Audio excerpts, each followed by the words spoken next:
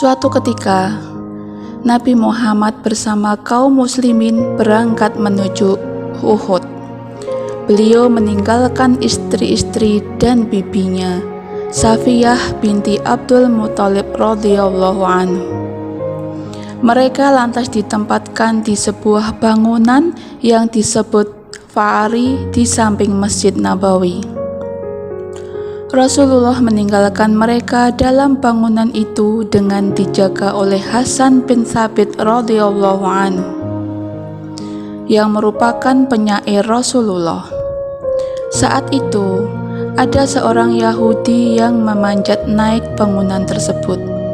Ketika Safiyah melihatnya, dia berkata kepada Hasan, "Lihatlah orang itu, dekati ia dan cepat bunuh." Namun Hasan mengaku jika ia tidak bisa berkelahi. "Tidak, aku tidak bisa berkelahi," kata Hasan.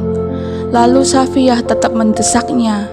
Namun Hasan menjawab, "Aku benar-benar tidak bisa. Jika aku bisa, tentu aku ikut bersama Rasulullah."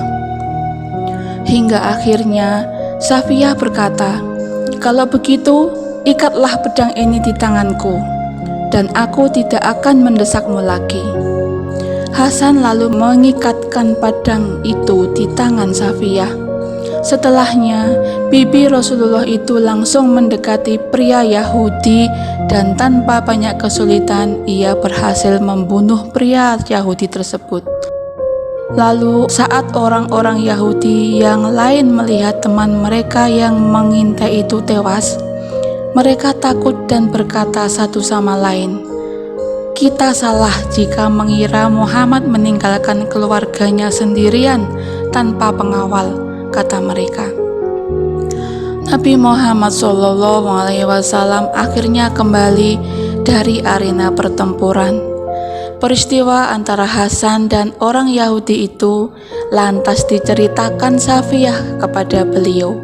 Mendengar cerita itu, Nabi Muhammad SAW tertawa hingga gigi depan beliau terlihat. Safiyah tidak pernah melihat keponakannya itu tertawa lebih keras daripada saat itu. Dengan demikian, Safiyah binti Abdul Muthalib merupakan wanita pertama yang membunuh seorang kafir. Hasan bin Thabit tak bisa berkelahi dan tak ikut dalam perang Uhud. Namun Hasan adalah seorang sahabat yang selalu membela Nabi dengan puisi dan syairnya, di mana puisi dan syairnya bisa menciutkan nyali musuh-musuh Islam. Rasulullah pernah bersabda tentang Hasan, "Wahai Hasan, sungguh Jibril akan senantiasa mendukung engkau selama engkau meruntuhkan semangat kaum musyrikin itu dengan puisi-puisimu dalam membela Allah dan Rasul-Nya." Sabda itulah yang memompa semangat fisabilillah Hasan bin Thabit. Kecuali saat perang Uhud, Hasan hampir tak pernah absen dalam setiap medan peperangan. Dia selalu berada di sisi Rasulullah SAW. Setiap medan laga, dia tampil di hadapan pasukan musyrikin untuk mengumandangkan sajak-sajak yang menciutkan nyali para musuh. Diketahui, Hasan bin Thabit memiliki istri bernama Sirin. Perempuan itu cukup istimewa karena merupakan saudara dari Maria Al-Qibtiyah, istri Rasulullah SAW yang keturunan Mesir. Usia Hasan bin Thabit mencapai 100 tahun. Dia wafat pada tahun 54 Hijriah atau 674 Masehi di Madinah.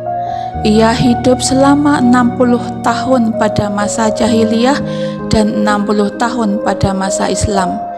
Sebelum meninggal, Hasan diuji Allah Subhanahu wa Ta'ala dengan kebutaan, namun ia menjalaninya dengan sabar.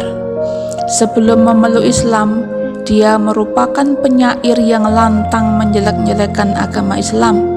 Sesudah menerima hidayah Allah, maka Hasan mengarahkan karya-karyanya untuk membela Islam. Ia mulai masuk Islam di usia yang sudah lanjut, yakni 60 tahun.